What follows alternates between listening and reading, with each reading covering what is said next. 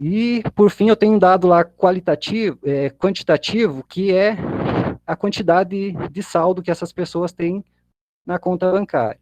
Então, vejam, esse dado eu poderia fazer uma pergunta aqui, por exemplo, isso o SIG, ele perguntar qual que é o nome, sobrenome, separar essas pessoas por nome e sobrenome, ou quantas são do sexo masculino, quantas são do sexo feminino, ou também pela faixa de renda. Quantas dessas pessoas são do sexo masculino que ganham mais de 3.500, que tem lá na conta mais de 3.500. Então, veja, eu poderia ter essas informações a partir de um dado, mas que ele não é um dado espacial.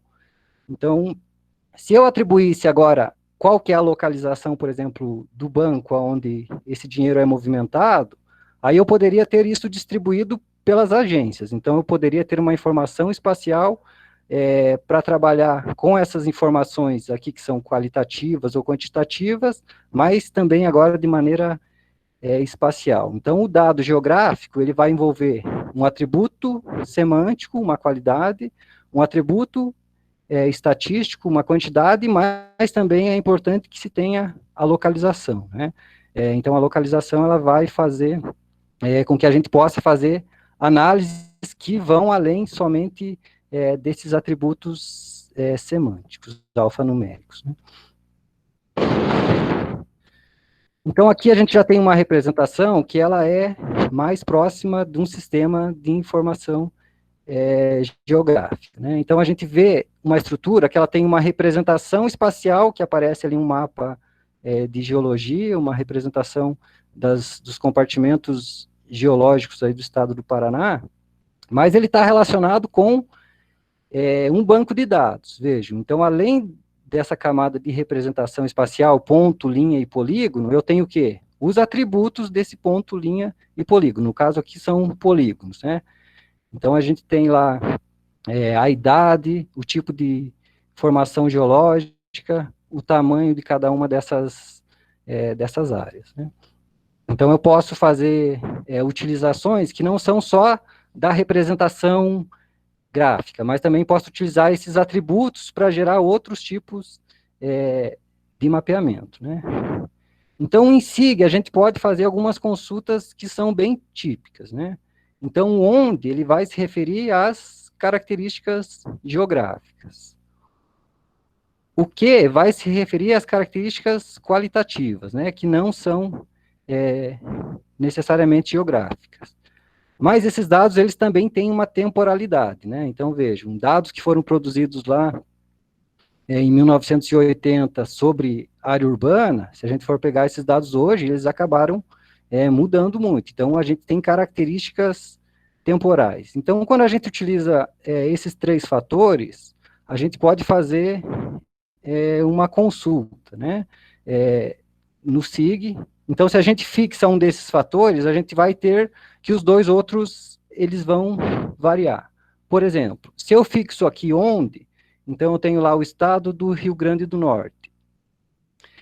No estado do Rio Grande do Norte, eu posso variar quando? Por exemplo, entre 1990 e 2007. Então, eu tenho um lapso aí de tempo, e eu pergunto o quê? Então, entre esses anos de 1990 e 2007, como que essas áreas eram ocupadas por atividades petrolíferas. Então, vejam, o que eu estou tentando trazer aqui é que a gente vai trabalhar com o mapeamento, mas eu estou tentando agregar algum conteúdo geográfico, né, e não simplesmente a reprodução de mapas. A gente tem possibilidade, tem conhecimento para ir além de uma mera representação cartográfica, né.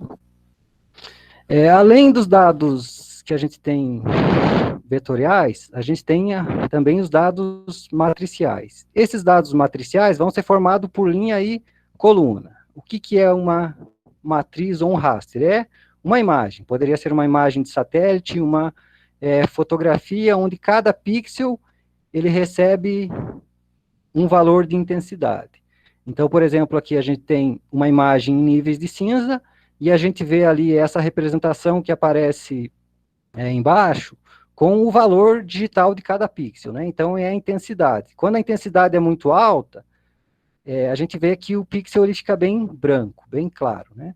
Quando a intensidade é mais baixa, ele vai tendo uma tendência a ficar mais escuro, um tom de cinza mais escuro. Isso é importante porque quando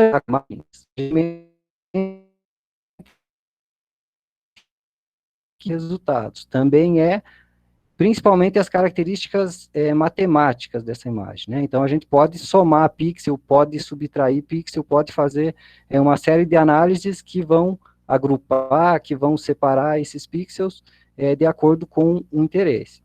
Só que o que a gente vai trabalhar é muito mais com dado vetorial, né? E esse dado mais de trabalhar com o sensorial remoto. Então, aqui a gente tem uma simplificação do dado gráfico.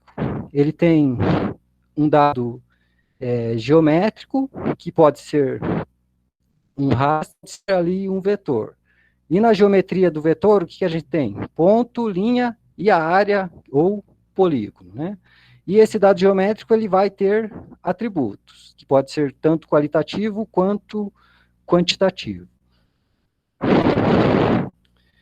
Então, aqui a gente tem essa representação no modelo vetor e no modelo raster. Então, no modelo vetor, ele vai ser determinado pelas coordenadas, pela posição. No modelo raster, a gente tem uma matriz. Então, quando eu pego um arquivo raster, ele vai ser sempre uma forma assim retangular, né? Porque ele é formado por esses pixels. Então, a melhor forma de trabalhar com a imagem vai acabar sendo ela com formato mais ou menos retangular. Então, aí a gente entra agora nos sistemas de informação geográfica. Então, esses sistemas de informação geográfica, vejam que eu estou falando sistemas e não sistema.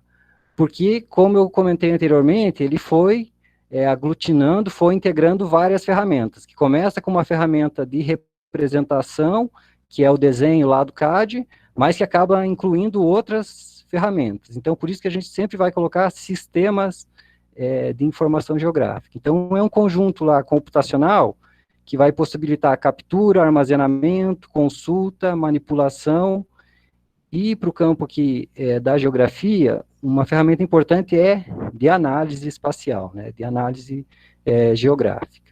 Então, é um conjunto de ferramentas que é utilizado para fazer o processamento do dado geográfico e transformar ele numa informação. Essa informação pode ser uma informação simples, porque quando a gente pega um mapa, por exemplo, ele tem todo um sentido, ele tem todo um significado, né? A gente tem que pensar sempre no mapa como uma forma de linguagem, ele está querendo comunicar alguma coisa. Então, a gente pegou uma série de dados, organizou e está transmitindo uma informação. É uma forma um pouco mais simples, mas a gente pode ter formas mais complexas, que incluam modelagem ou até auxílio à tomada de decisão para fins de planejamento, por exemplo.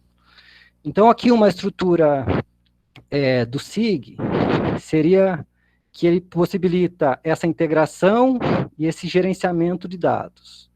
Aí, num segundo momento, esses dados integrados e podem ser manipulados e também visualizados no computador para fins de gerar um mapa. Mas eles podem também gerar uma análise espacial, gerar um novo produto com uma nova informação que vai apoiar o planejamento. Esse planejamento ele pode apoiar a tomada de decisão. Então, veja, a gente começa lá no mundo real, simplificando ele, para voltar para o mundo real, onde a gente vai tomar ações, né? Tomar decisões e vai usar esses modelos para efetivamente atuar no mundo. Né?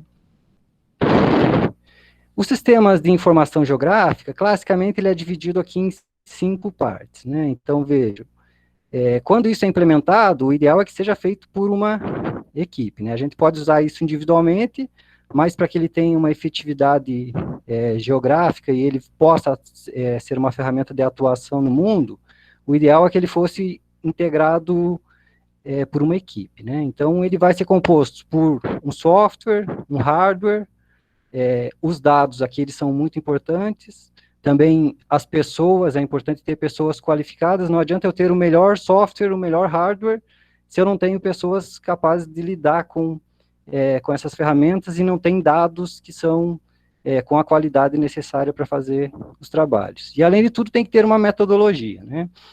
Porque quando faz esse levantamento de dados, eu acho que foi aí no campus da universidade, aquele período que aconteceu alguns crimes, alguma situação de crime, que os funcionários eles tinham que pegar a informação da tipologia do crime, mas cada um era responsável, anotava o crime de um jeito, então não tinha uma metodologia. Então, quando ia se analisar esses dados, não conseguia ter uma resposta adequada, porque existia muita tipologia e não tinha uma sistematização, né?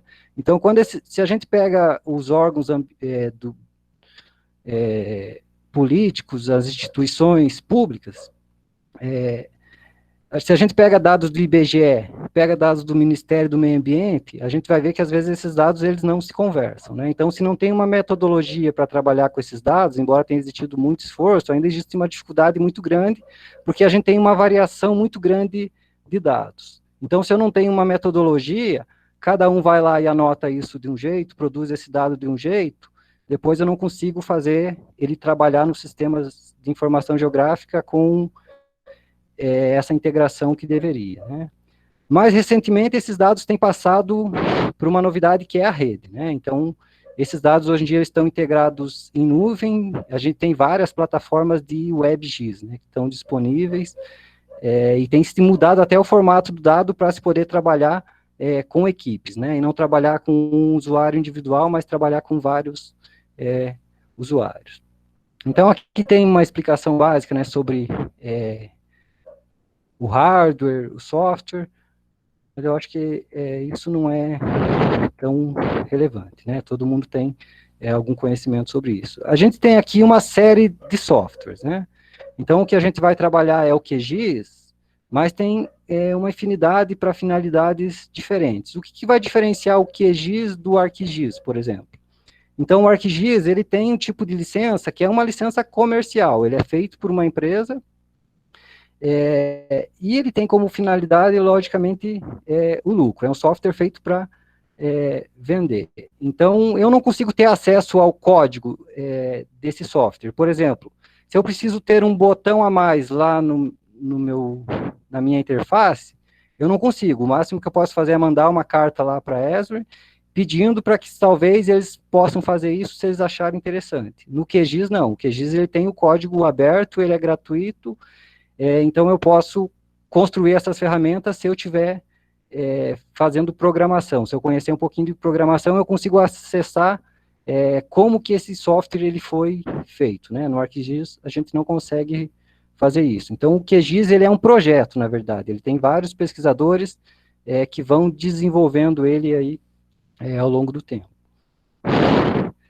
Então o dado aqui, vejam, o dado ele é muito importante porque quando eu tenho a minha equipe, talvez, se eu for trabalhar com uma equipe para produzir um sistema de informação geográfica, que tipo de dado que eu vou colocar? Aonde que eu vou conseguir esses dados? Né? A gente consegue muito dado de forma gratuita na internet.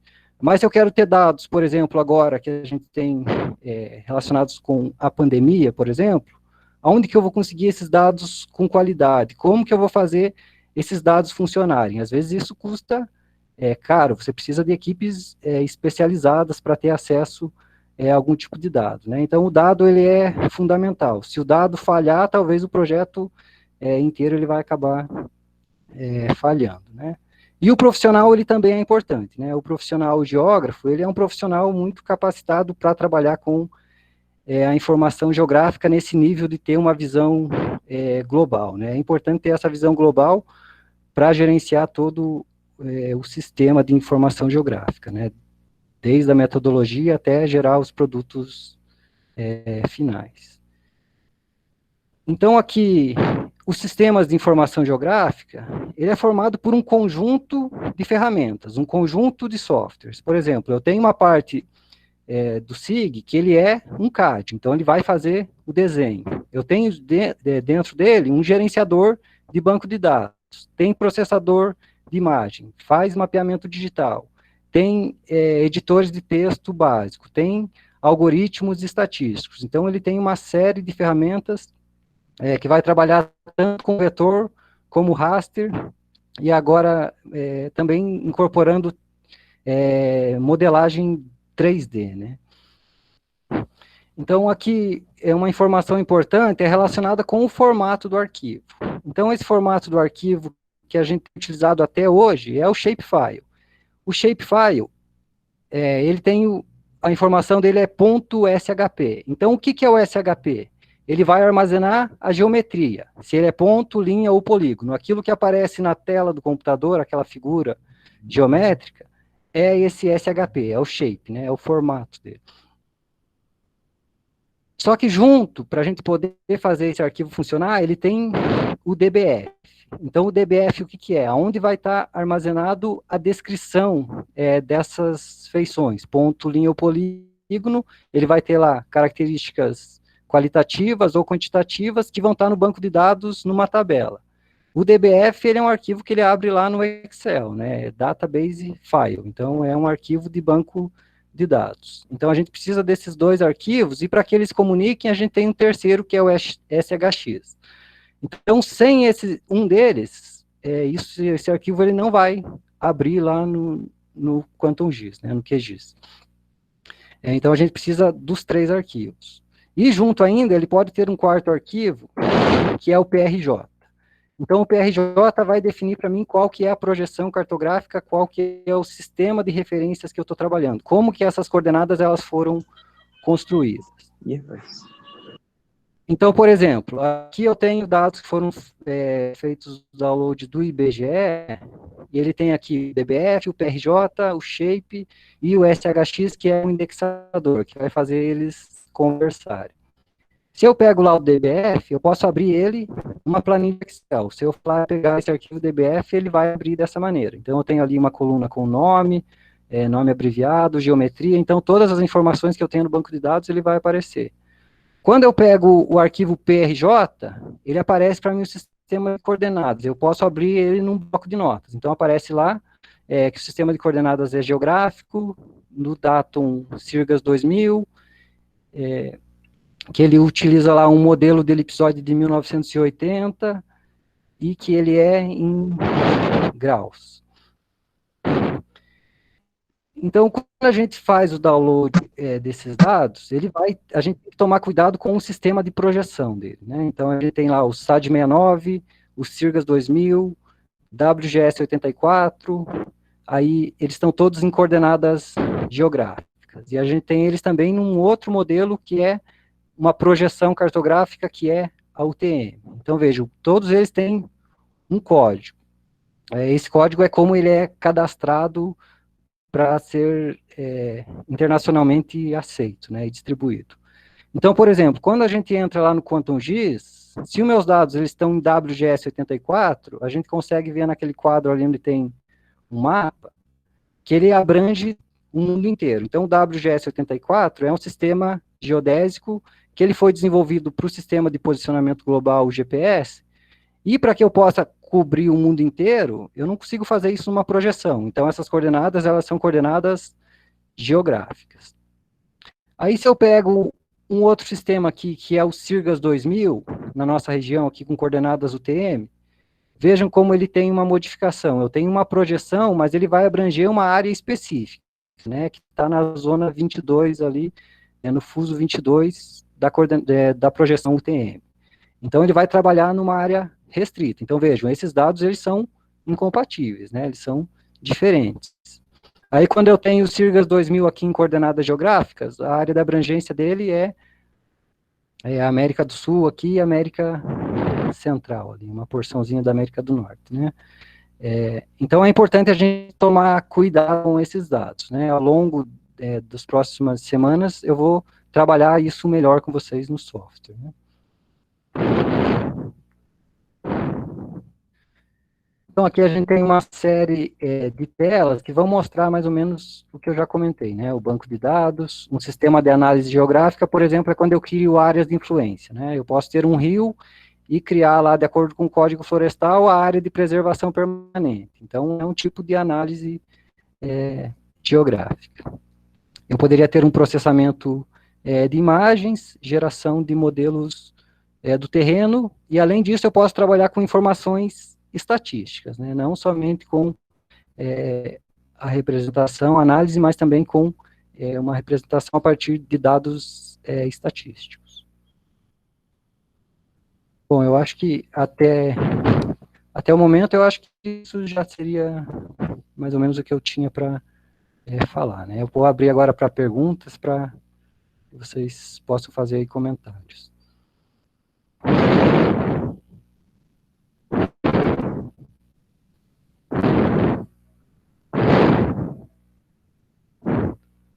Alguém tem alguma pergunta? Alguém quer?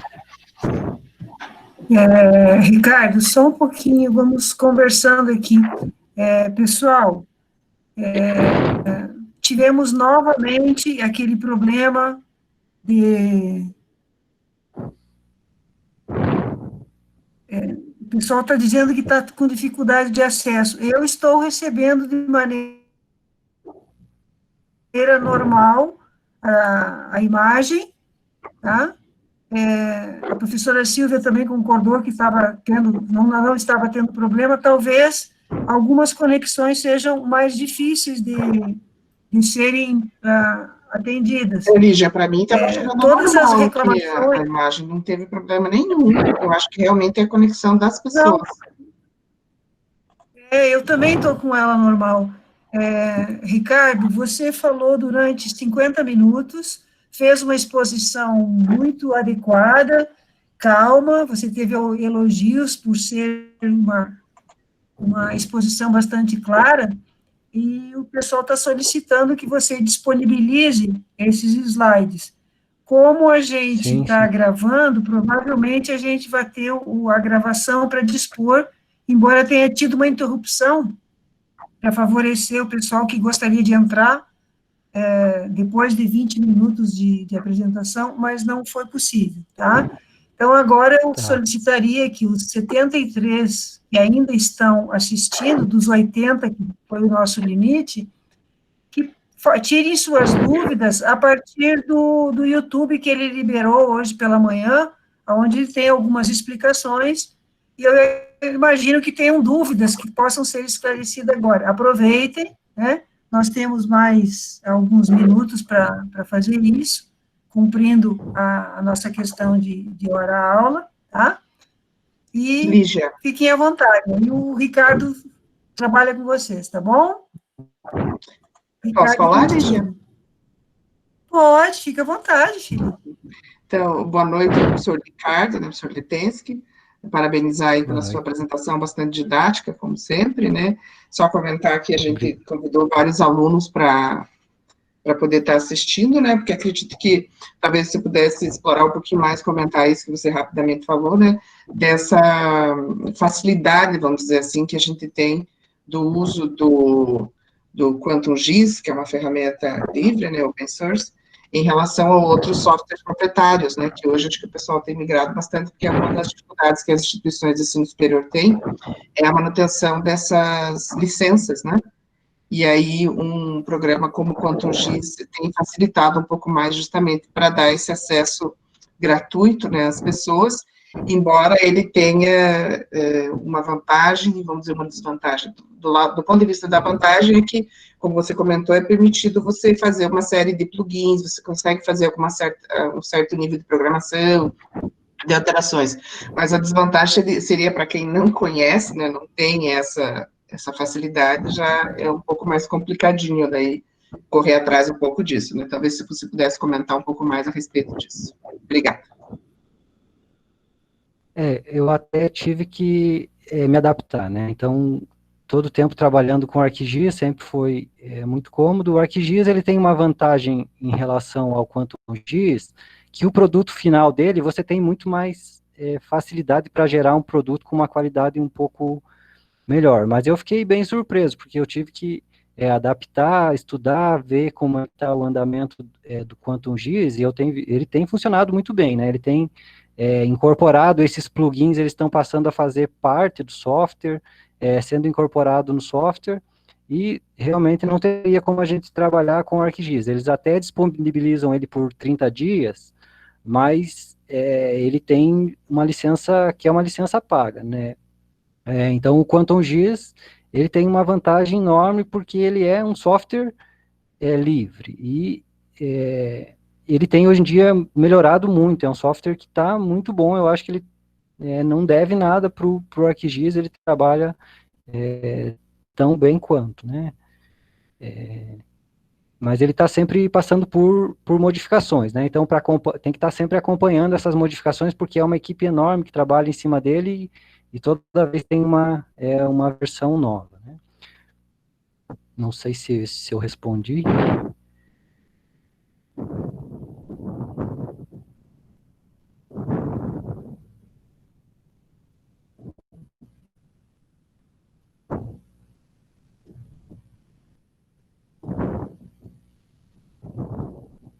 Ricardo? Oi. Oi, Ricardo? Está me ouvindo? Oi, então, estou ouvindo.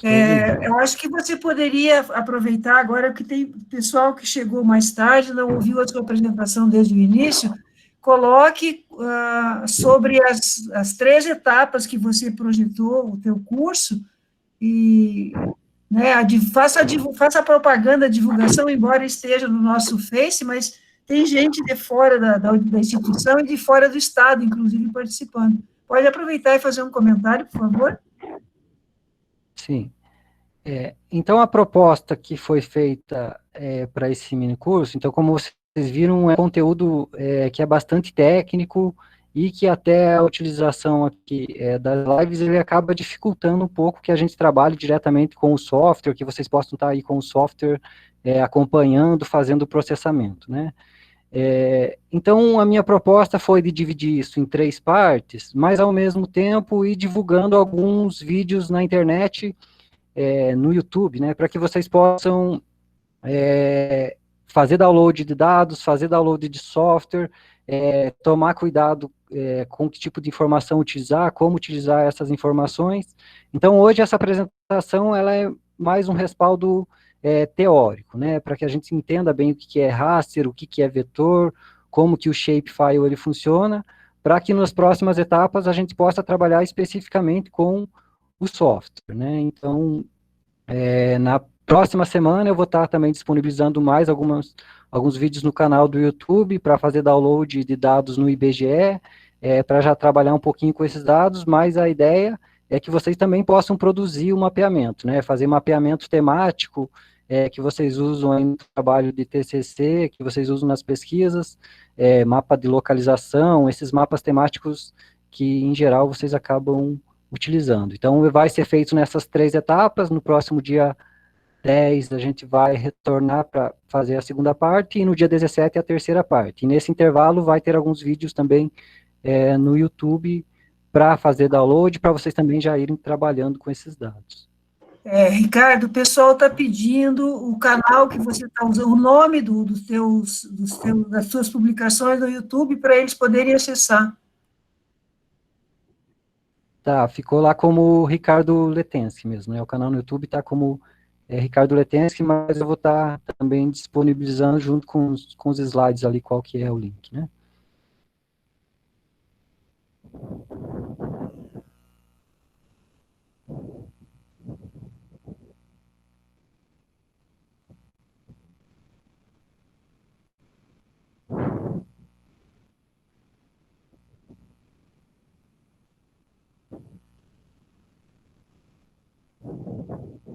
Bom, pessoal, aproveitem esse tempo, o professor Ricardo está à disposição. O pessoal que está interessado em fazer as 3 etapas deve acompanhar, né, todo dia, o dia 10 e o dia 17, a partir do meio-dia ou até antes, os vídeos do YouTube estarão disponibilizados, inclusive no Facebook da licenciatura em Geografia, tá? Então, se vocês consultarem pela manhã, à noite, quando vocês vierem assistir essa live, vocês terão a oportunidade de resolver todas as questões que possam surgir ou que vocês tenham já de outras práticas anteriores, tá? Vamos aproveitar, ele tem que pode fazer comentários, tá? Pode falar, Lígia? Fica à vontade, é lógico, professor. Viu, Ricardo? você encerrar a tua apresentação, eu queria fazer um teste aqui. Eu estou com o QGIS aberto aqui numa outra janela. Eu queria até fazer um teste para ver se eu consigo mexer no QGIS ali e ele ficar na tela aí, né? Ah, sim, é. Para ver se consegue projetar ele? Consegue projetar trabalhando nele, né? Você encerrar a tua apresentação aí? Aham. Se você quiser tentar, você quer que eu tente também? Não sei.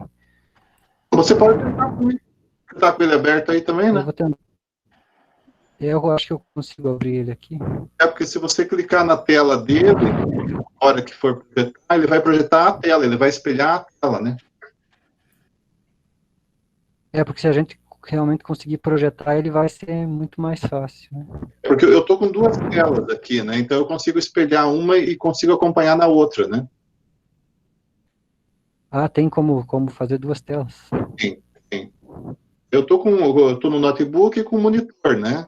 Estou com duas telas. Consigo trabalhar com ele numa das telas, aí na outra acompanhar a live, né? Isso que daí é uma boa, eu acho que eu vou ter que fazer isso, então ter que usar duas telas, não tinha pensado, é uma boa ideia. Monitores, né? Aí você expande eles, você consegue projetar um e fazer a live no outro. Aí não você trabalha muito com o QGIS, né? Aí as pessoas vão poder ver você trabalhando nele. Letensky, você está projetando alguma coisa agora? Porque na tela, Agora não está projetando nada, né? Não, acho que ele tem uma coisa ligada ali, mas agora que ele saiu. Tem que projetar uma janela, né? É porque eu só estou vendo você, né? Eu não vejo onde você estava projetando que tinha aquele outro ícone teu. Não tem nada, agora estava escuro, tudo preto. Eu estou compartilhando a minha janela com o QGIS. Ah, apareceu, Para mim, não. Para mim não aparece nada. Deixa eu ver, eu tenho que procurar outro Gilson apresentação. Aí, agora apareceu. Apareceu. Uhum. Veja aí, ó, eu estou clicando nele aqui. Então, sim, aparece, Gilson. Foi resolvido. Quando Então, ele explica uma segunda tela, a gente tem que procurar a outra tela do projetor, por isso. Isso. Tá. Alguém mais do pessoal que está aí, alguma pergunta, além dessa do professor Gilson? Isso, Gilson. Uma pergunta, Letensky. Eu consigo, no QGIS, abrir os arquivos do ArcGIS? O arquivo individual, sim, né? Aquele projeto que ele tem, não abre, né? Porque ele tem uma opção de arquivo novo que eles estão criando, que vai, inclusive, substituir esse shape que eles estão chamando de GeoPackage. Esse GeoPackage, ele agrupa tudo num banco de dados, né? Então, quando você carrega, ele já vem com um banco de dados. Então, quando você está trabalhando com uma equipe, ele fica muito mais fácil. Então, se você olhar aí na tua aba, tem lá GeoPackage, ele é um arquivo que, no futuro, ele vai acabar substituindo o shape, né? Porque o shape ele só funciona abrindo individualmente, ele não armazena geralmente as modificações que é feita, né? Consigo até abrir o shape, mas não consigo gravar. Daí você tem que criar um projeto específico no QGIS, né, para ir trabalhando nesse projeto, mas se usar um projeto que você já abriu no ArcGIS, não, né, a não ser que ele já venha com um banco de dados, aquele arquivo de banco de dados. Certo. Isso, Gilson? Ok. Respondeu? Sim. Então, vamos lá. Ricardo, acho que nós estamos dentro do tempo previsto. Se você quiser fazer mais algum comentário e a gente encaminhando para o encerramento, porque à medida que o tempo passa, as pessoas vão se afastando, né? Então, é melhor a gente aproveitar enquanto estamos com 60 assistentes e você dá o seu recado, tá? Veja se tem mais alguém para se manifestar, fazer pergunta, certo? Então, gostaria de agradecer a todos que participaram, né? Espero que tenha contribuído aí de alguma forma e que vocês possam participar também nos próximos encontros, né? Que vai ficar mais interessante, a gente vai trabalhar com o software, vai produzir um mapeamento, né? É uma oportunidade boa para quem, principalmente quem não tem muito contato com o SIG, com o sensoriamento remoto, poder produzir o seu próprio mapeamento, poder gerar o seu próprio produto cartográfico sem ficar, às vezes, tendo que depender de que outras pessoas façam ajuda. Então, já dá uma orientação, pelo menos inicial, para poder fazer ali o seu mapa básico de localização, um mapa temático, né? Se alguém tiver mais alguma dúvida, alguma pergunta.